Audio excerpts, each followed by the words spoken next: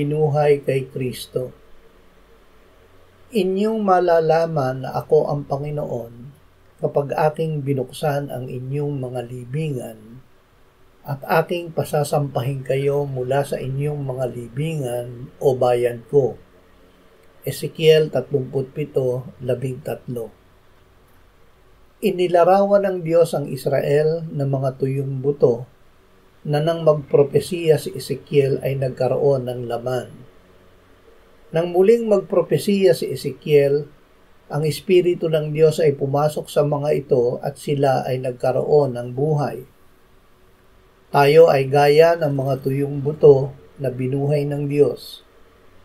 Ang Diyos dahil sa kanyang mayamang awa at malaking pag-ibig sa atin, noong tayo'y mga patay sa kasalanan, ay binuhay niya kay Kristo. Sa pamamagitan ng biyaya, tayo ay naligtas at muling binuhay at pinaupong kasama ni Kristo sa langit.